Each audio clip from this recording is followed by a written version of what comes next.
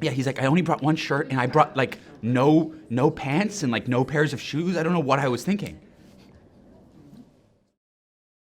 The first time I remember consciously thinking like, I love movies, I want to spend my life doing something with movies, was probably when I was like 10 or 11. And I didn't play any sports. I certainly didn't play hockey, and in Canada, it's, you know, I don't know, who are you? And there's always this thing to fall back on that I loved. And when I was 11, I didn't know how. I knew I wanted to be involved in that in some way, but weirdly, when you're 11, the only thing you can do seriously, professionally, in the movies is acting. Sort of strange. So that's how I fell into acting. When you get stuff emailed to you, 95% of the time it's for an audition. You know, here's the script, here are the scenes, a little bit of information, they want you to tape for it or they want you to come in. But with Closet Monster, it was just the script. There was no context, there was no information, it wasn't an offer, it wasn't, or it didn't look like an offer, it didn't look like an audition, it just sort of looked like, here's a script. And I was traveling at the time, and I'm bad at email on a good day, so when I'm traveling, I'm like the worst person in the world. So I saw the email and then didn't look at it for 3 weeks, and people were furiously trying to get in contact with me, and I just wasn't paying attention. And then finally, it was sort of a miscommunication actually, but finally I read it, and immediately, like the next day, talked to Stephen and was on board.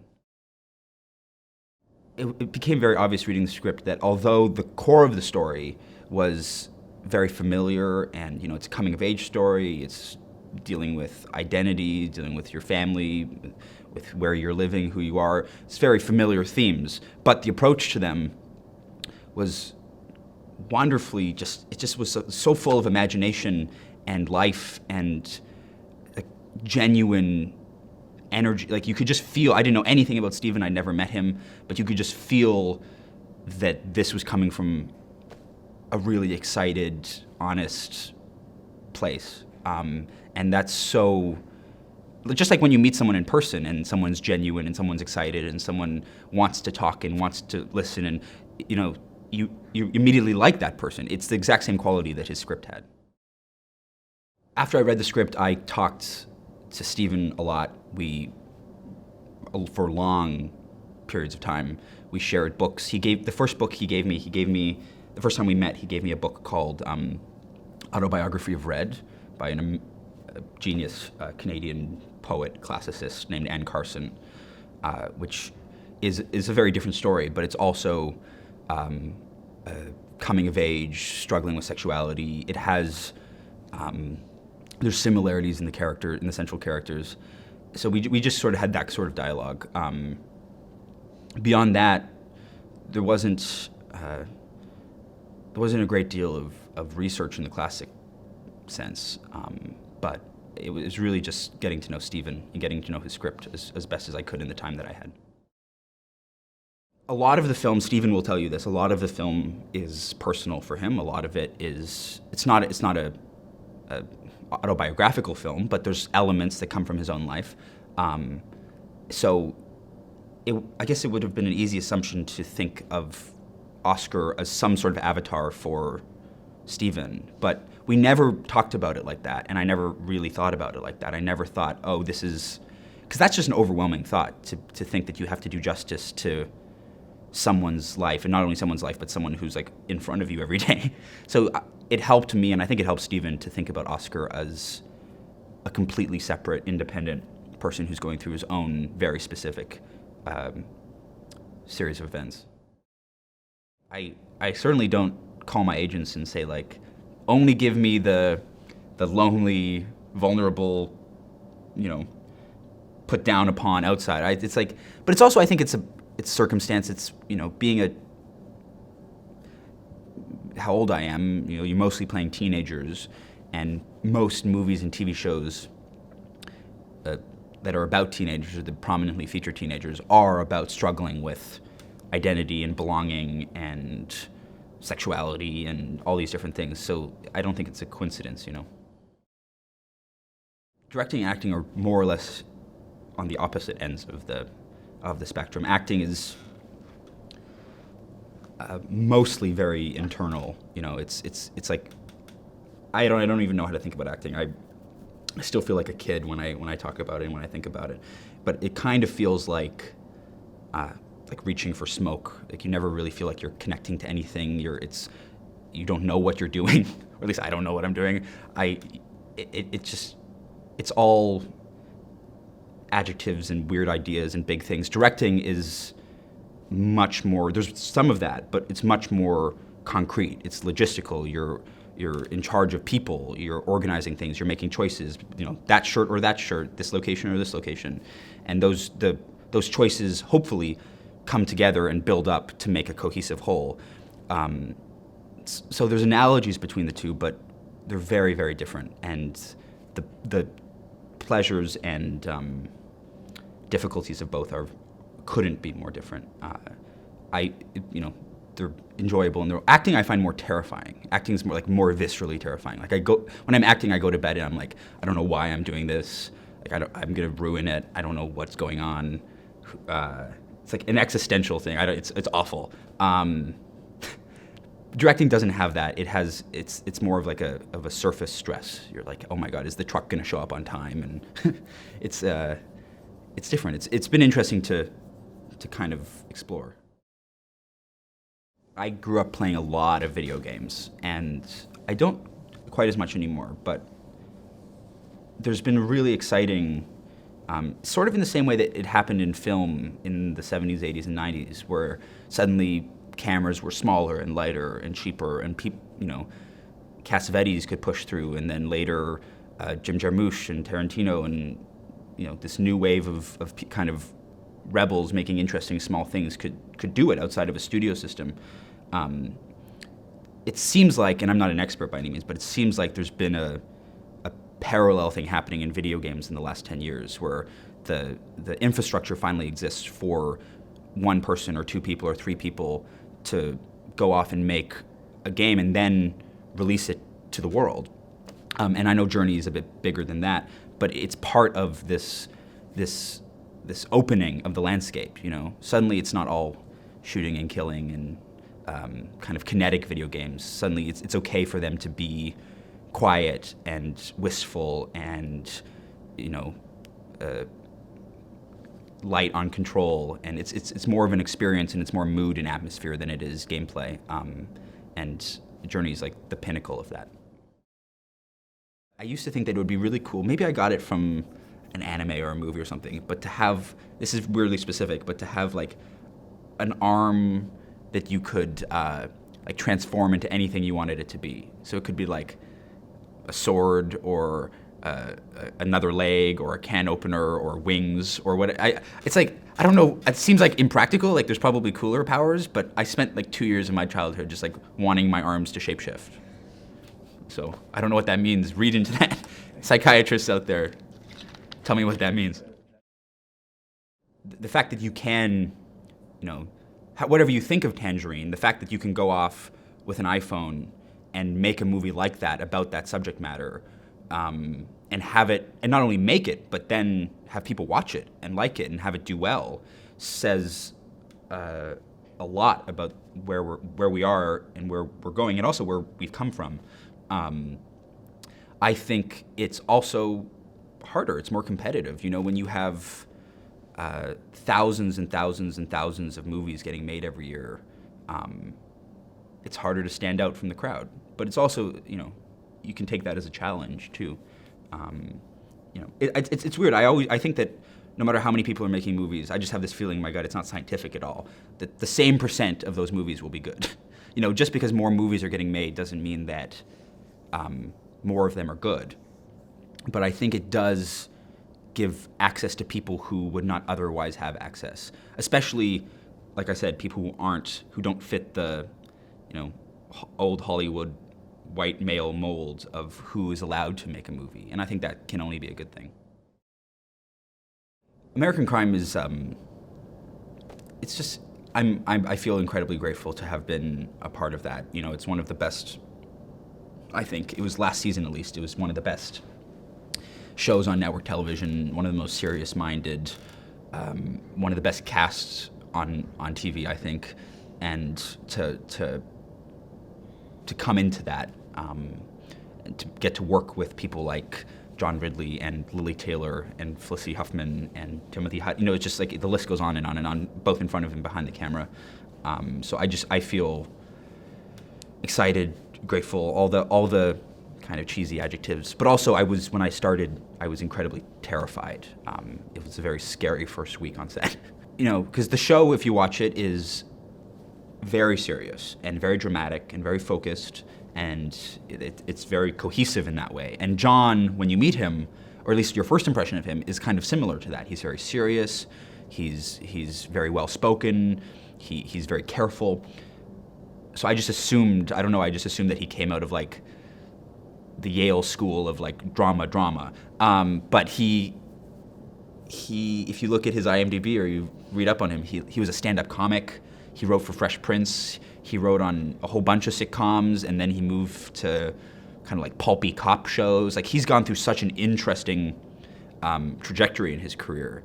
And now then there's 12 Years a Slave and American Crime. It's a very curious career, and I think it informs his worldview and the types of stories he wants to tell and the types of characters he wants to include. John is what I appreciate about John and what I admire about John is that he's very, very, more than anyone I've ever worked with, very, very focused. He's there to work, he's there to do a job, he's there to tell the story he wants to tell. He's juggling hundreds of balls because he's writing these scripts and directing several episodes, and he's show running it and executive producing it. So he has to manage this massive apparatus, just he has to manage this massive apparatus that's just as big as Falling Skies, but somehow keep it feeling, when you watch it, personal and intimate and down to earth, and it's a hard thing to do. So he's focused on that. It's one of those things where, as an actor, if you start thinking about the importance of a story, or the cultural significance or the social importance, you start to feel a little sweaty. Like because people, when people are living, they don't think of their lives or what they're going through as part of a bigger tapestry. They're just living their lives. So you sort of have to, and I know that that's what John wants to do, and that's what he's trying to probe and explore, things like class and sexual identity and race, masculinity, and most importantly, the places where these things intersect. But as an actor, you kind of just have to keep your head down and focus on making your stuff as specific and individual as possible, and hope that it's, in John's hands, it speaks to something broader. But the season is about a male-on-male sexual assault in a high school, at a private high school in Indiana, and it's when you start reading, or when I got the part and I started to read about these sorts of crimes and these sorts of incidents, it's unbelievably common. Especially in schools, in high schools and in colleges, the rate is just like overwhelming. It's really awful, and it's not something that is talked about very often in popular culture. There's academic writing on it, there's some journalism on it, but in popular culture there's not that much. And when you do see it, and the few times you do, it's in the context of something like a Law and Order SVU. It's in the context of trying to solve a crime. Here's an hour, here's an episode, let's assemble the evidence, and then someone gets sent to jail. But that just doesn't reflect the reality, and it doesn't.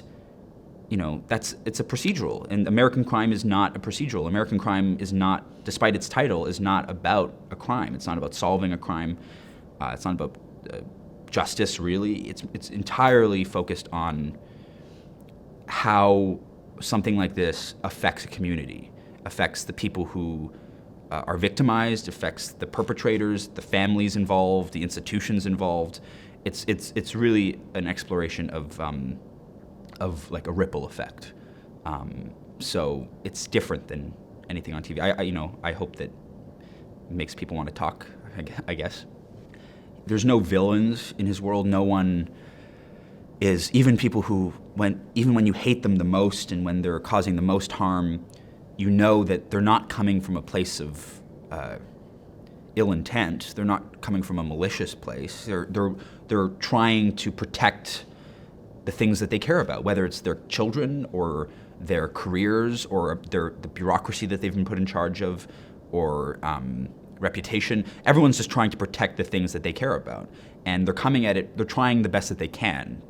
But just because that they're trying the best that they can, it doesn't mean that they're not pulling people's lives apart, and that, you know, that there aren't real human beings at the other end of that. And that's, you know, it's a whole world of gray. And that's where John lives and operates, and that's the kind of show he wants to make. For the characters, they don't really think about the class system. They don't think about where they fit into that. They don't think about these greater forces. You know, to them, it's an individual struggle. I want to move away from this, or I want to protect my child, or I want to get justice for this thing, or, you know, it's very, very, very small and particular. And that's, I think, where the show is at its best, is when it's focused on the small and the particular. To be honest, it's been a lot of luck, which is, I know, is not something people want to hear. It's a lot of circumstances, a lot of being in the right place at the right time. And it's just, you know, I started acting when I was 11, and you get so many, especially during like the awkward teenage years, you get so much rejection. It's like no after no after no after no. And it's really easy, I think, to assume, like, to read from that, and for those to build up inside of you and feel like not only are these specific rejections, but that you are a person who gets rejected. To feel like it somehow poisons or pollutes how you think about yourself, and your talent and your future and all those things. So I think it's important to not let it get to you, because 99.5% of the time, people saying no to you has nothing to do with you. It's not a rejection of you. It's just something completely outside of your control, and that's frustrating. But I think it also, when you accept that, it's kind of freeing. What's the song in The Lion King that Scar sings? It's the most underrated song in that movie. Be prepared. I think that's the best advice that I've ever heard, or the most succinct advice, at least. It's just, I remember very clearly when there was a major transition where I went from being this child actor, because when you're a kid actor, you don't have to do anything. Like, you just show up and people are like, oh, look, he's so adorable. He's so, like, it's so cute. And you just like say the words on the page, and people clap and smile at you, and you feel good about yourself. But then there was a very specific transition in my life, around 14 or 15, where I showed up to set one day and that didn't happen. And suddenly I realized that, oh, like, this is a job. Like, I have to work, and I have to try, and I have to go home and study and do my job. Like, it's not enough anymore just to be a kid. And that is a continuing transition in my life, something I'm still struggling with. But the best remedy to that I've found is just it's boring, but just be prepared. You know, and to be prepared, but to find out what that means, because it wasn't until I got to work with a few interesting actors and read a few interesting books, you know, it's easy to say be prepared, but when you're acting, like, what does that look like? I didn't know. I still probably don't know. It's like, how do you prepare? How do you read a scene? How do you read a script? How do you talk to people on set? How do you think about a character? There's not really one way to do these things, so you have to, over time, kind of Frankenstein something together. So it's a mixture of just observation and instinct, and failing a lot. But that's kind of fun in its own way. Canada is just different. It's small. And I mean that in the fondest way possible. The States is a massive, many-headed, multifaceted industry. You kind of get flung into this massive ocean, and that can be exciting, but it can also be overwhelming and terrifying, and it's easy to get lost in that. And it's not the kindest industry down south. It's not extraordinarily empathetic. Canada, because it's smaller, And because, people work together and people rely on each other and people know each other, it's, at least in my experience, it's warmer and kinder and more supportive. And there's a real community, and I can really only speak for Toronto because that's the community I know, but there's a real community of people, filmmakers, actors, producers, writers, who support each other and love each other and want each other to succeed and succeed when other people succeed. It's a really a kind of a mutually beneficial system that's been set up here, and that's nice to be a part of. And it's also exciting because when those people in that small community are increasingly successful and talented and are making really cool, interesting movies, it just helps everybody.